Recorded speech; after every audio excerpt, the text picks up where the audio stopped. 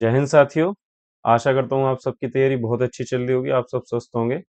आज हम बात करने वाले हैं यूपी कांस्टेबल 2026, जिसमें 32,679 पद हैं और जिसका एग्जाम हमें मालूम है 8 9 10 जून को होना है। तो अब लगभग सिर्फ एक महीना बचा है, यानी हमारे पास 30 दिन बचे हैं। और इन 30 दिन में हमारा और क्या बेहतर प्रयास हो सकता है जिससे हम जो हमारा टारगेट है 240 प्लस का, उसे लेके चलें। और उसके लिए मेरा प्रयास है कि हम मिलके तैयारी करें, मिलके रिवीजन करें, क्योंकि अब लास्ट एक महीना बचा है। तो नया कुछ भी पढ़ने के लिए मतलब ऐसा नहीं हो सकता कि मैं आपको नया मतलब अपनी तरफ से कुछ पढ़ाना स्टार्ट कर दूं। आपने जहाँ से कोर्स लिया है, आप जहाँ ऑफलाइन ऑनलाइन जहाँ से भी पढ़ रहे हैं, आप कंटिन्यू वहाँ से पढ़ते रहिए। और मेरा प्रयास है कि मैं आपको जो जीके के टॉपिक हैं, जैसे कि आपको पता है, जो हिंदी और रीजनिंग और मैथ के जो क्वेश्चन होते हैं, जो चार तीन सब्जेक्ट हैं, उनमें लगभग सभी अच्छे से अच्छा स्कोर करते हैं। और जीएस जो हमारा पार्ट है, उसमें सबके नंबर कम रह जाते हैं। तो मेरा यही प्रयास है कि आपका जी के जीएस से जो भी आपके टॉपिक हैं, जो आपको समझ में नहीं आ रहे हैं, उनका क्वेश्चन करते हुए हम उन मतलब क्वेश्चन सॉल्व करते हुए उनका रिवीजन करेंगे। उस सब्जेक्ट का, उस टॉपिक का रिवीजन करेंगे। मतलब आप जहाँ से पढ़ रहे हैं वहाँ से पढ़ते रहिए। शाम को सिर्फ आपको 10 मिनट देना है।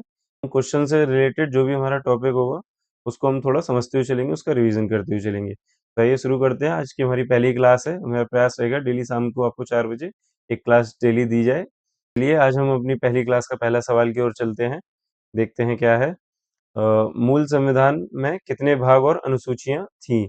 ये जैसा कि आप अभी तक पढ़ चुके होंगे, हमारा संविधान 26 नवंबर 1949 को बनके तैयार हो गया था।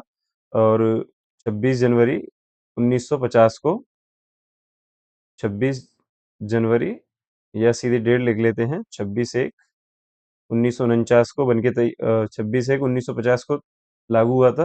और 26/11/1949 को बनके तैयार हो गया था। तो जब ये बनके तैयार हुआ था, उस समय हमारे संविधान में 22 भाग और 8 अनुसूचियां थी। यानी इसका पहला आंसर सही हो जाएगा। और इसके बाद इसमें संविधान संशोधन हुए, जिनमें 4 अनुसूचियां और जोड़ी गई। वर्तमान समय में 12 अनुसूचियां हैं और 22 भाग हैं। यानी कि जो हमारे भाग हैं वो भी कुछ बड़े हैं, लेकिन वो मतलब क्या बोलेंगे उसे, उपभाग बड़े हैं। यानी भाग के अंदर ही भाग बढ़ा दिया, तो भी वर्तमान में भाग तो 22 ही बताए जाते हैं।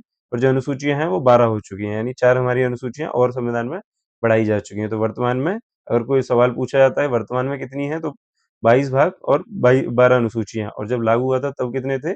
22 भाग और 8 अनुसूचियां। चलिए नेक्स्ट सवाल देख लेते हैं। संविधान के किस अनुच्छेद में कहा गया है कि इंडिया अर्थात भारत राज्यों का संघ होगा? तो हमें मालूम है, हमारा जो संविधान का पहला ही अनुच्छेद है, जिसमें के नाम और उसका राज्य क्षेत्र के बारे में, मतलब जो पहला भाग है उसमें मतलब भारत का नाम, यानी कि जो नाम है और उसका राज्य क्षेत्र है, उसके बारे में डिस्कस किया गया है। तो जो हमारा पहला अनुच्छेद है, इसी में बताया गया है कि India that is Bharat, English में और हिंदी में यही है, इंडिया अर्थात भारत राज्यों का संघ होगा। तो इसका पहला आंसर सही हो जाएगा। नेक्स्ट सवाल देख लेते हैं।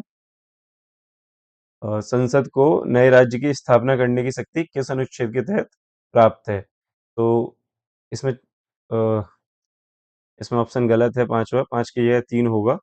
तो जो हमारा अनुच्छेद 3 है, उसमें मतलब संविधान ने भारत सरकार को शक्ति दी हुई है, हमारी संसद को शक्ति दी हुई है। माफ कीजिए। तो संसद चाहे तो इसमें कानून बना के जो नए राज्य का निर्माण, या किसी राज्य का नाम में परिवर्तन, या किसी दो राज्यों को मिला के एक बड़ा राज्य, मतलब एक नया राज्य, या दो राज्यों में से कुछ भाग हटा के एक नया राज्य, या एक ही राज्य के मतलब को विभाजित करके नया राज्य बना सकती है। ये हमारी पावर संविधान के अनुच्छेद 3 के तहत भारत की संसद को प्राप्त है। नेक्स्ट सवाल देख लेते हैं। फजल अली आयोग का गठन कब किया गया था? तो जो फजल अली है, ये आपने पढ़े होंगे, मतलब जब हमारा संविधान लागू हो गया था 1950 को, उसके बाद बहुत सारे राज्य थे जो भाषाई आधार पर बने थे। तो ऐसे ही एक उनके लिए बहुत सारे आयोग बनाए गए थे। तो ये 1953 में आयोग बन के तैयार हुआ था। और ये मतलब राज्यों के पुनर्गठन के लिए बनाया गया आयोग था। यानी कि ये राज्य के पुनर्गठन के लिए बनाया गया आयोग था। यानी कि राज्य पुनर्गठन हेतु हेतु बनाया गया। मतलब सवाल तो ये भी आ सकता है ना कि किस लिए बनाया गया था। अगर ये पूछ रहा है कि कब बना था, ये भी पूछा जा सकता है किस लिए बनाया गया था। तो ये राज्य पुनर्गठन हेतु 1953 में बनाया गया था। ठीक है, तो इसका आंसर बी सही हो जाएगा। चलिए नेक्स्ट सवाल देख लेते हैं। 2014 में किस नए राज्य को पूर्ण राज्य का दर्जा दिया गया है? तो आपको पता होगा, जो हमारा तेलंगाना है, ये हमारे आंध्र प्रदेश से अलग होके 29वां राज्य भारत का बना था। लेकिन वर्तमान में अगर कोई पूछा है, तो आपको 28 राज्य बताने हैं, क्योंकि 2019 में जम्मू कश्मीर यानी कि 2019 में जम्मू एंड कश्मीर जो राज्य था, जिसमें लद्दाख भी आता था, उसको हटा के 2 यूटियाँ बना दी गई हैं। 2 यूटी बना दी गई हैं, यानी कि एक तो जम्मू कश्मीर, ठीक है, जे-एंड-के, और सेकंड, फर्स्ट हो गई जम्मू एंड कश्मीर यूटी, और सेकंड है क्या वो, लद्दाख, ठीक है। तो अगर वर्तमान में कोई, मतलब ये तो 29वां राज्य बना था, लेकिन वर्तमान में भारत में 28 राज्य हैं वर्तमान में। और जो अनुसू सॉरी जो यूटी हैं, केंद्र शासित प्रदेश हैं, वो पहले 2019 से पहले 29 राज्य, 2019 से पहले, है ना, 2019 से पहले 29 राज्य प्लस 7 यूटी हुआ करते थे, यानी केंद्र शासित प्रदेश। यूटी यानी कि यूनियन टेरिटरी। तो और भारत में वर्तमान में पूछे जाए कोई, तो वर्तमान में कितने हैं, दिख रहा है, भारत में वर्तमान में कितने हैं, 28 राज्य। और जो 2 यूटियाँ बनाई गई थी, इसके हिसाब से 9 यूटी हो जानी चाहिए थी। बट जब ये जो 2019 में जम्मू एंड कश्मीर का बिल पेश हुआ था संविधान उसमें संसद में, उसी समय गृह मंत्री जी ने एक और बिल पेश किया था, जिसके तहत जो हमारी दादरा एंड नगर हवेली और दमन एंड दीव, इन दोनों को मिला के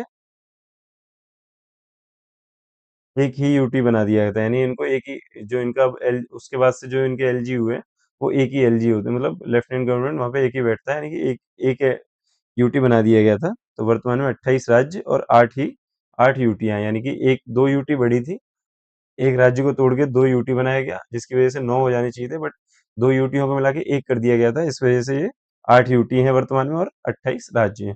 चलिए नेक्स्ट सवाल देख लेते हैं।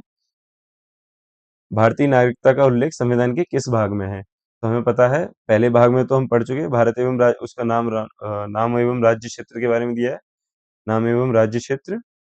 और जो दूसरा भाग है, वो नागरिकता के बारे में दिया है, नागरिकता यानी कि सिटीजनशिप। तो जो इसका सेकंड ऑप्शन सही हो जाएगा, भाग 2, भारतीय नागरिकता का उल्लेख संविधान की, सवाल थोड़ा गलत लिखा है, भारतीय संविधान में नागरिकता का उल्लेख भारतीय संविधान के किस भाग में है, ये सवाल होना चाहिए, भारतीय यहाँ पे यहाँ आ जाना चाहिए था, ठीक है। तो इसका सेकंड पार्ट सही हो जाएगा, सेकंड ऑप्शन सही हो जाएगा, भाग 2।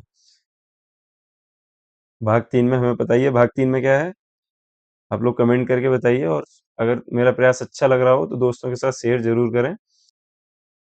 भाग 2 में नागरिकता है, और जो हमारा भाग 3 है, इसका कमेंट करके आप जवाब दीजिए कि भाग 3 में हमारे भारतीय संविधान के भाग 3 में क्या दिया है, इसका नाम आप कमेंट में बताइए। और भाग 4 का मैं बता देता हूँ, डीपीएसपी है, यानी direct principle of state policy, राज्य के नीति निर्देशक तत्व।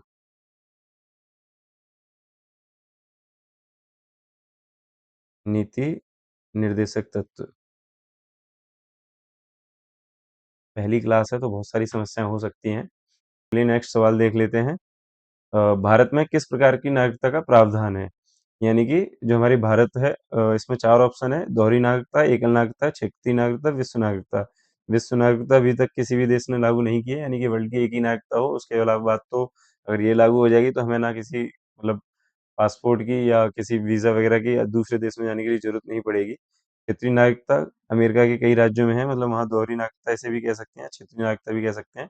वहाँ पे केंद्र की, यानी कि देश की अलग नागरिकता होती है, और हम जिस राज्य में रह रहे हैं, उसकी अलग नागरिकता होती है। यानी कि अगर हम दोहरी नागरिकता की बात करें, जैसे हमारे भारत में उत्तर प्रदेश, मध्य प्रदेश, राजस्थान, गुजरात, ये तमाम जो राज्य हैं, इनकी नागरिकता वहाँ पे अलग होती है, मतलब राज्य की नागरिकता अलग है और देश की नागरिकता अलग है।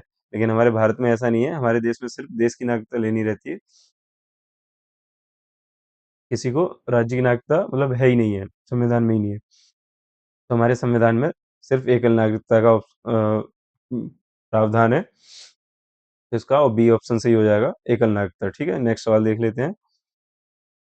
यदि कोई व्यक्ति स्वेच्छा से किसी अन्य देश की नागरिकता प्राप्त करता है, तो उसकी भारतीय नागरिकता समाप्त हो जाएगी, यह किस अनुच्छेद में दिया गया है? तो जो हमारा नागरिकता के टोटल जो अनुच्छेद हैं, वो 5 से लेके 11 तक है, ठीक है। तो हमारा जो नौवां अनुच्छेद है, नौवां ऑप्शन बी ऑप्शन इसका सही हो जाएगा। हमारा जो नौवां अनुच्छेद है, इसमें दिया गया है कि अगर हम किसी मतलब जो कोई भारतीय नागरिक नागरिक है, अगर वो किसी बाहरी देश की यानी किसी दूसरे देश की नागरिकता ले लेता है, तो भारत की नागरिकता उसकी स्वतः ही समाप्त हो जाएगी। इसके लिए हमारे संविधान में अनुच्छेद 9 में दिया गया है। चलिए नेक्स्ट सवाल देख लेते हैं। नागरिकता के अधिकार को विनियमित करने का अधिकार संसद को किस अनुच्छेद के तहत है? तो अनुच्छेद 12 तो वैसे ही हमारा मतलब ऑप्शन से ही हट जाएगा, क्योंकि अनुच्छेद 12 हमारे नागरिकता के प्रावधान नागरिकता जो भाग है उसमें आता ही नहीं है। भाग 2 जो नागरिकता के लिए दिया गया है उसमें 5 से 11 अनुच्छेद है, तो 12 तो हमारा वैसे ही हट जाएगा। 9 हम पढ़ चुके हैं अभी। 9 में क्या दिया हुआ है? अगर नागरिकता की समाप्ति बची। और जो हमारा अनुच्छेद 11 है यानी जो हमारा सी ऑप्शन है, इसमें दिया गया है कि नागरिकता के अधिकार को विनियमित करने की जो पावर है वो संसद को है। इसी के तहत संसद ने अपना शक्ति का उपयोग करते हुए 1955 में सबसे पहले नागरिकता मतलब अ, विनियमित का मतलब है कि उसको जो नियम बनाने की शक्ति है वो संसद को दी गई है अनुच्छेद 11 के तहत। इसी का उपयोग करते हुए 1955 में नागरिकता अधिनियम बना था। नागरिकता अधिनियम 1955, ठीक है? ये सबसे पहले संसद ने बनाया था, और 2019 में जो जो अधिनियम आया था सॉरी नागरिकता संशोधन अधिनियम, जिसे हमने CAA जो बिल पेश हुआ था वो CAB 2019, और जब मतलब पास हो गया था बिल, जब माननीय राष्ट्रपति जी के साइन हो जाते हैं तो उसके बाद बिल पास माना जाता है, तो फिर वो एक्ट बन जाता है। यानी कि जो नागरिकता संशोधन अधिनियम बना था CAA, यानी कि नागरिकता संशोधन अधिनियम, ठीक है? इधर लिख लेते हैं, नागरिकता संशोधन अधिनियम 2019, ये आया था CAA। इसी शक्ति का प्रयोग करते हुए, आर्टिकल 11 की शक्ति का प्रयोग करते हुए, जो मतलब नागरिकता के जो नियम नियम बनाने की शक्ति है वो संविधान संसद को अनुच्छेद 11 में दी गई है। उसी के तहत सबसे पहले नागरिकता अधिनियम 1955 आया था, और उसके ये जो 2019 में जो आया था वो भी इसी शक्ति के तहत आया था। ठीक है, तो नेक्स्ट सवाल देख लेते हैं। किस किस संविधान संशोधन द्वारा गोवा, दमन और दीव को